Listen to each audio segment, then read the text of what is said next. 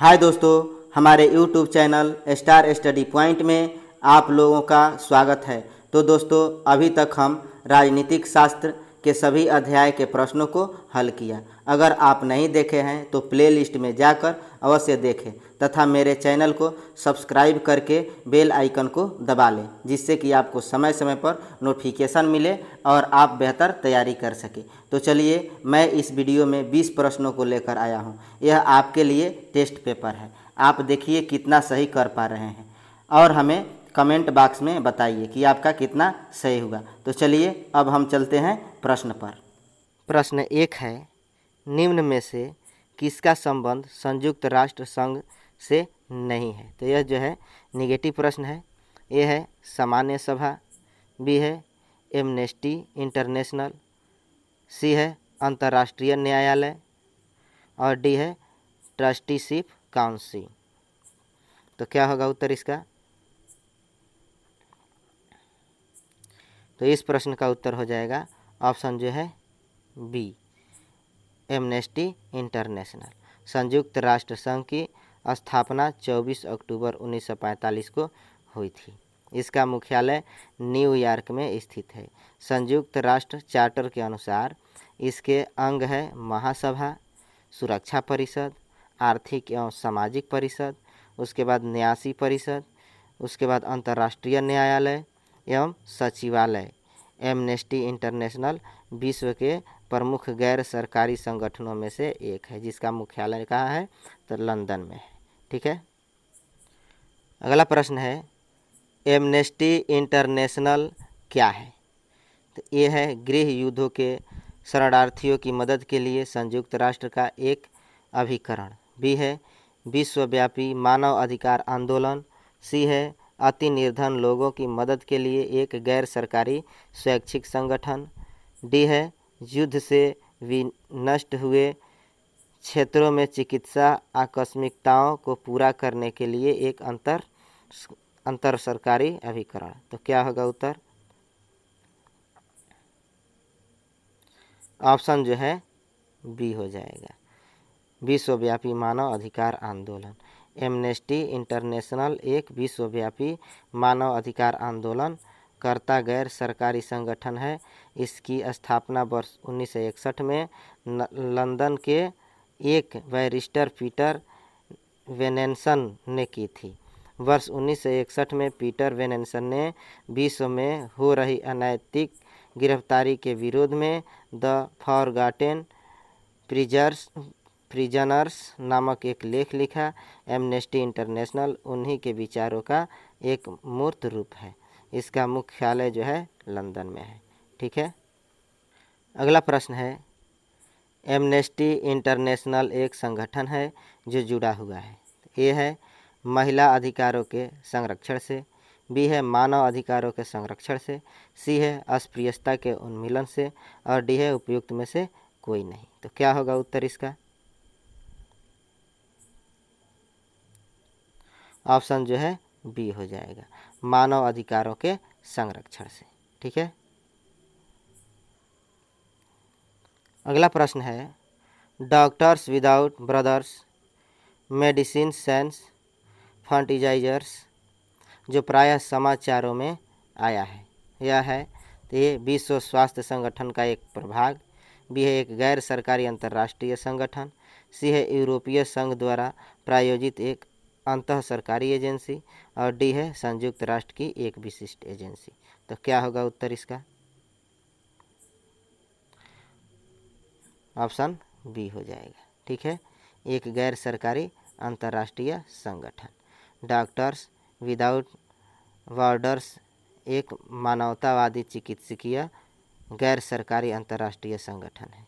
इसकी स्थापना जो है दिसंबर 1971 में फ्रांस में की गई थी। इसका मुख्यालय जेनेवा स्विट्जरलैंड में है। इस संस्था का उद्देश्य जाति, धर्म, पंथ या राजनीतिक प्रतिबद्धता के बिना प्राकृतिक या मानव निर्मित आपदाओं एवं सशस्त्र संघर्ष के पीड़ितों की सहायता करना है।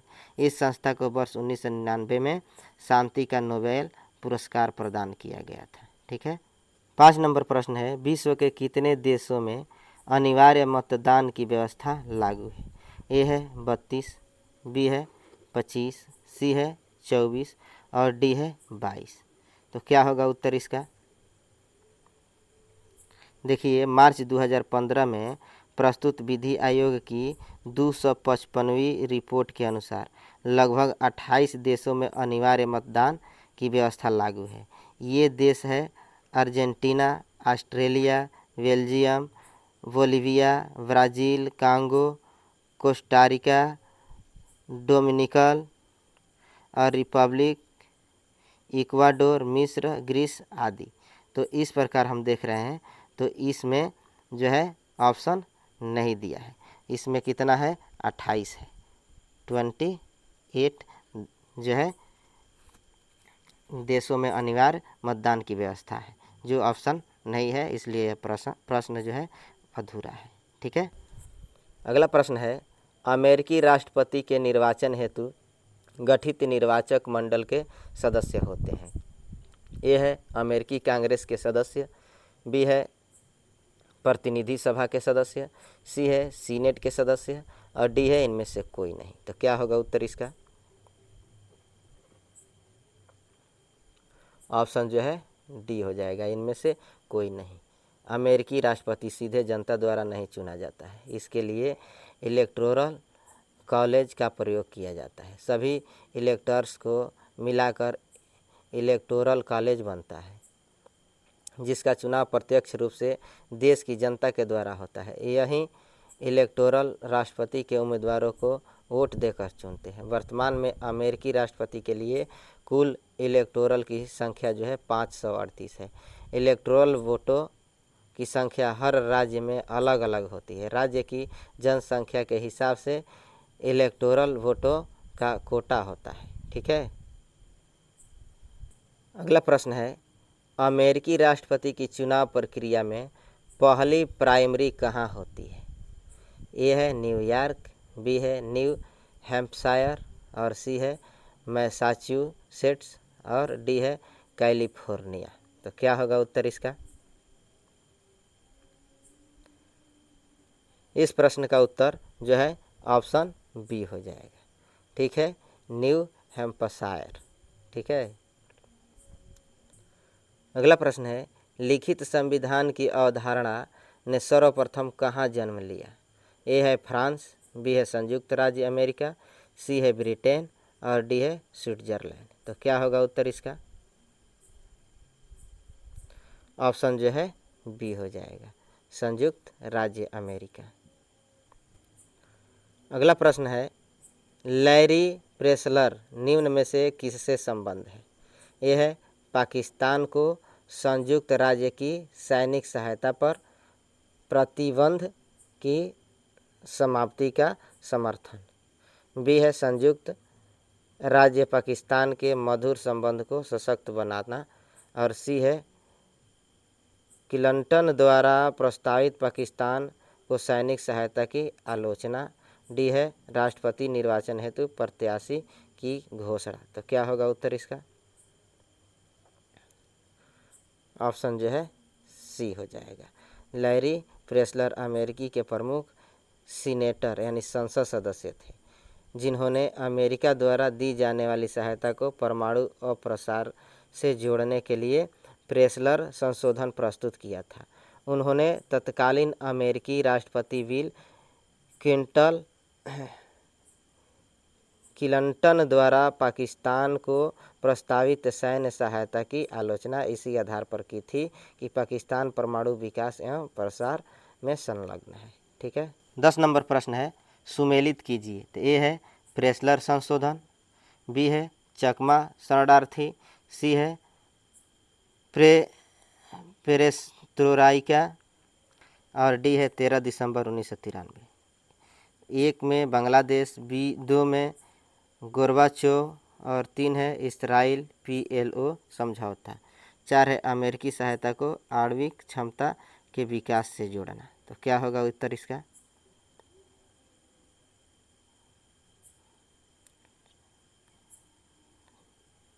देखिए, यहाँ ए का चला जाएगा 4 में, ए का जाएगा 4 में, उसके बाद से बी का जाएगा 1 में, बी का 1 में बांग्लादेश।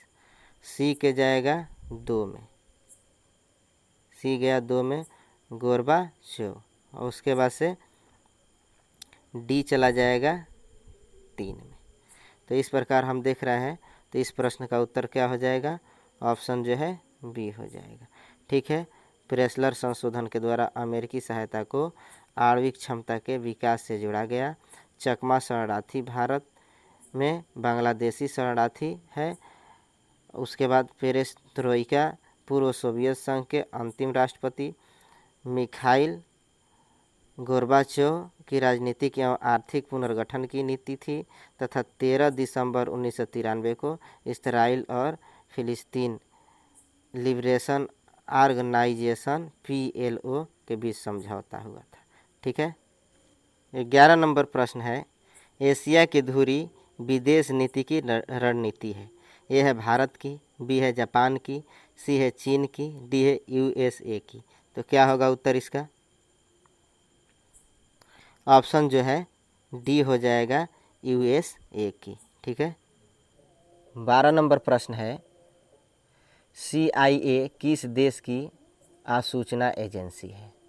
ए है रूस, बी है इंग्लैंड, सी है भारत, डी है USA। तो क्या होगा उत्तर इसका? ऑप्शन जो है डी हो जाएगा USA। CIA यानी सेंट्रल इंटेलिजेंस एजेंसी संयुक्त राज्य अमेरिका USA की अधिसूचना यानी गुप्तचर एजेंसी है। ठीक है। 13 नंबर प्रश्न है, रिसर्च एवं एनालिसिस विंग निम्नलिखित में से किसका भाग है? ए है गृह मंत्रालय का, बी है मंत्रिमंडल सचिवालय का, सी है प्रधानमंत्री कार्यालय का और डी है विदेश मंत्रालय का। तो क्या होगा उत्तर इसका? ऑप्शन बी हो जाएगा मंत्रिमंडल सचिवालय का। रिसर्च एंड एनालिसिस विंग जो है भारत की अंतर्राष्ट्रीय गुप्तचर संस्था है जिसका गठन प्रधानमंत्री इंदिरा गांधी के शासनकाल में 21 सितंबर 1968 को किया गया था। यह संस्था मंत्रिमंडल सचिवालय के अंतर्गत आती है। ठीक है। 14 नंबर प्रश्न है, मोसाद क्या है? ए है मौलाओं की समिति, बी है इसराइल गुप्तचर संगठन, सी है ईरान की संसद, डी है मोर्स कोड की कुंजी। तो क्या होगा उत्तर इसका? ऑप्शन जो है बी हो जाएगा इसराइल गुप्तचर संगठन। मोसाद जो है इसराइल का सरकारी गुप्तचर संगठन है। ठीक है। 15 नंबर प्रश्न है, ISI का पूरा नाम क्या है? ए है इंटर सर्विसेज इंटेलिजेंस, बी है इंटर स्टेट इंटेलिजेंस, सी है इंडिया सिक्योरिटी इंटरनेशनल और डी है उपरोक्त में से कोई नहीं। तो क्या होगा उत्तर इसका? इस प्रश्न का उत्तर हो जाएगा option A inter services intelligence. ठीक है। 16 नंबर प्रश्न है, फोर्थ एस्टेट या चतुर्थ स्तंभ क्या है? यह है क्रिकेट टीम का 12वां खिलाड़ी, बी है सड़क रेल और हवाई जहाज़ के अतिरिक्त यातायात का साधन, सी है कृषि क्षेत्र की बड़ी सहकारिता संस्था और डी है प्रेस। तो क्या होगा उत्तर इसका? ऑप्शन जो है डी हो जाएगा प्रेस। प्रेस यानी मीडिया राष्ट्र निर्माण में अपनी महत्वपूर्ण भूमिका निभाता है, अतः इसे लोकतंत्र के चतुर्थ स्तंभ की संज्ञा दी जाती है। ठीक है। 17 नंबर प्रश्न है, ब्रिटिश समाचार पत्रों का केंद्र कौन सा है? ए है वॉल स्ट्रीट, बी है फर्स्ट स्ट्रीट, सी है फ्लीट स्ट्रीट और डी है प्रेस स्ट्रीट। तो क्या होगा उत्तर इसका? ऑप्शन जो है सी हो जाएगा fleet street. Fleet street fleet नदी के नाम पर लंदन की एक गली है जहां से 1980 के दशक तक अधिकांश ब्रिटिश समाचार पत्र छपते रहे थे। वर्ष 2005 में यहां से हटने वाला ब्रिटिश समाचार एजेंसी राइटर्स का ऑफिस आखिरी प्रमुख समाचार ऑफिस था। ठीक है। 18 नंबर प्रश्न है, निम्नलिखित कथनों पर विचार कीजिए। एक है रूस की संसद यानी पार्लियामेंट, फेडरल असेंबली कहलाती है। 2 है रूसी संसद में काउंसिल ऑफ द फेडरेशन निचला सदन है। 3 है रूसी संसद में उच्च सदन का नाम स्टेट ड्यूमा है। उपयुक्त कथन में कौन सही? ए दिया है 1, 2 और 3, बी है 1 और 2, सी है 2 और 3, डी है केवल 1। तो क्या होगा उत्तर इसका? ऑप्शन जो है डी हो जाएगा, केवल 1। रूसी संसद का नाम फेडरल असेंबली है। रूसी संसद के निचले सदन जो है इसको ड्यूमा कहते हैं, जबकि उच्च सदन को फेडरेशन काउंसिल या काउंसिल ऑफ द फेडरेशन कहते हैं। इस प्रकार प्रस्तुत कथनों में से कथन 1 के अतिरिक्त अन्य 2 कथन असत्य है। ठीक है। 19 नंबर प्रश्न है, जापान की संसद को क्या कहा जाता है? ए है रिक्सडेग, बी है डायट, सी है कोर्टेज, डी है सेजिम। तो क्या होगा उत्तर इसका? ऑप्शन जो है बी हो जाएगा डायट। डायट जो है जापान की, रिक्सडेग स्वीडन की और कोर्टेस स्पेन की संसद है, तथा सेजिम जो है पोलैंड की संसद का निचला सदन है। ठीक है। 20 नंबर प्रश्न है, चीन की संसद जानी जाती है। तो ए है नेशनल असेंबली, बी है नेशनल पीपुल्स कांग्रेस, सी है द नेशनल पार्लियामेंट ऑफ चीन, डी है the house of democracy of चीन। तो क्या होगा उत्तर इसका?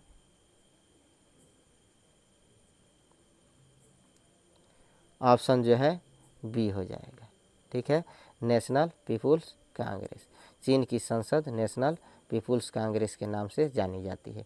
इसमें वर्तमान में 2980 सदस्य है तथा यह विश्व की सबसे बड़ी संसद है, परंतु वास्तव में यह लगभग रबर स्टॉप विधायिका है, जो कि सामान्यतः चीन की कम्युनिस्ट पार्टी के निर्णयों पर मुहर लगाती है। ठीक है, तो चलिए दोस्तों, इस वीडियो का हमारा यह अंतिम प्रश्न था।